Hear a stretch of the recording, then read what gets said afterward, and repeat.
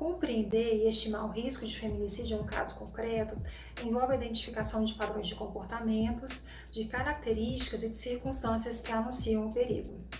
Esses elementos que se repetem e que precedem os casos de feminicídio são chamados de fatores de risco. Os fatores de risco não são causa da violência doméstica e familiar contra a mulher. A causa desse tipo de violência é a discriminação de gênero sofrida por mulheres. Os fatores de risco são indicadores individuais, sociais e contextuais que aumentam a probabilidade de ocorrência de um ato violento. São aqueles elementos que potencializam o acontecimento da violência. São aqueles elementos que são também chamados de estopins de situações de violência. Quanto mais fatores de risco ocorrem juntos, estima-se que maior será o risco de feminicídio. É a co-ocorrência de fatores que contribui para o aumento da fidedignidade e para a validade dos resultados. Existem dois grandes grupos de fatores de risco, os fatores de risco estáticos e os dinâmicos. Os fatores de risco estáticos são aqueles que são mais difíceis de serem alterados ao longo do tempo. Por exemplo, características pessoais, idade, etnia, comportamento violento prévio. Os fatores de risco dinâmicos são aqueles que são mais fáceis de serem alterados ao longo do tempo ou por meio de uma intervenção profissional. Exemplo, estar desempregado, fácil acesso à arma de fogo, o acesso à vítima e as crenças relacionadas aos papéis de gênero. As estratégias de identificação e gestão de riscos devem levar em consideração tanto os fatores estáticos quanto os fatores dinâmicos. Contudo, uma especial consideração e atenção deve ser dada aos fatores dinâmicos, que podem sofrer uma alteração a qualquer momento e isso impactará no nível de risco. Os diversos estudos nacionais e internacionais que tratam de fatores de risco apontam para os elementos chaves que se repetem em diversos contextos e que são, por isso, chamados de fatores de risco. Quais são esses elementos?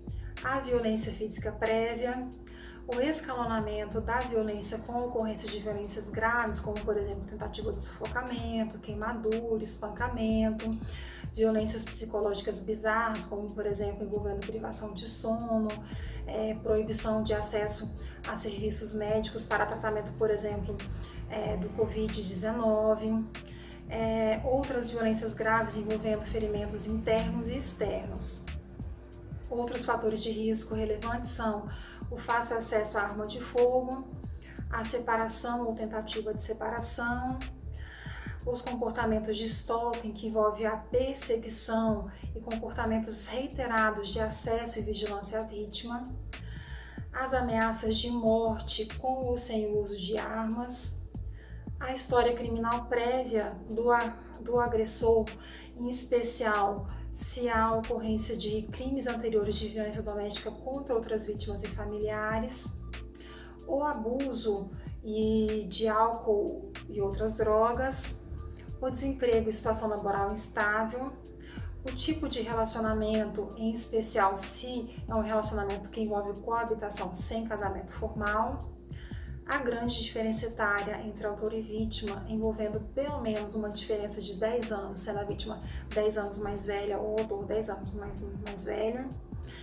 as ameaças de homicídio seguido de suicídio, demonstrando que o autor está disposto aí às últimas consequências, comportamentos de ciúme excessivo e controle, isolamento social do casal ou ex-casal, estando autor e vítimas isolados de seus familiares, amigos, colegas de trabalho e comunidade, e determinados agravos à saúde mental do autor sem uso de medicação, sem tratamento, como, por exemplo, determinados transtornos que envolvem sintomas psicóticos, sem uso de medicação, sem tratamento.